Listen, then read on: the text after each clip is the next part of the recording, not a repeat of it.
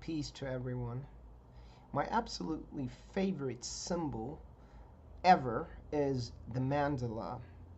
I don't think that there is any symbol known to humanity that is better in explaining the esoteric or spiritual journey, the spiritual growth of a human being, than the mandala. And the mandala is probably one of the oldest symbols as well. You can find it in virtually every culture, in every religion. Uh, Christians have their types of mandalas that you can see in churches and cathedrals and the like. In Islam, you have various different mandalas, and even in Islamic art, in mosques, you see this kind of pattern. You see the mandala in Buddhism, Hinduism, the Sanskrit traditions, as I like to call them, Hinduism and Buddhism. Um, you can find them in various different cultures, the ancient Egyptians, just as the Mayans, and some African cultures. It's a very universal symbol that is basically found everywhere, and it looks sort of the same. It's always kind of circular, and it has different levels, but there is a center point of the circle. In this video, I intend to go through a little bit of an esoteric analysis on what the mandala really symbolizes.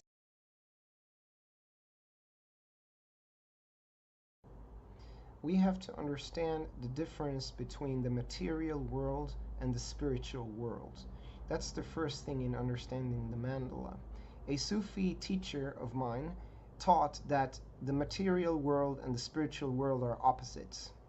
The more you're focused on the physical or the material world, the more concrete you will be. You will be in the world doing things, career, showing off on Facebook, money, success. All of that kind of stuff is focusing on the forms or the material world. That would basically be the outer levels of the mandala. That would be a person who is not so spiritually awakened, because that person sees only form. That person sees only the physical world. And in the mandala, if you take many different people and place them on the outer level of the mandala, you will see that the distance between these people who are very materialistic and focused on forms is very large. And people here, if we take a religious perspective, they will focus on forms. So they will say, no, Christianity is so different from Islam because the Christians pray with their hands crossed, and the Muslims, they perform salat 5 times a day. They see the forms. And Buddhism, that's completely different. Or even in personality, this type and that type is so different. A black person and a white person, they are completely different, because black people behave in a different way and white people behave completely in a different way, and this culture and that culture is so different, and Sunni and Shia is so different, and everything is different because you're focused on the forms. And this is a lower level of spiritual growth. But as you start growing as a spiritual person, you move inwards in the mandala. Make no mistake that the direction a person is supposed to develop is inward in the mandala, not outward. The more you move inward, the less you focus on the physical world, and the more you focus on the spiritual world. And when you start focusing on that spiritual reality, you see more and more and more oneness. You see that, hey, wait a minute, we are not that different after all. Black and white people, they are not that different, you know. In essence, we're all human beings. We like to have fun. We like when people are nice to us, and we don't like pain and anxiety. Oh, wait a minute, we are kind of the same. Or Christians and Muslims, oh, wait a minute, Jesus is mentioned in the Quran and the Bible, and wait a minute, they are both praying. They talk about demons and Satan and how you defeat that, and the oneness of God, and we are not that different.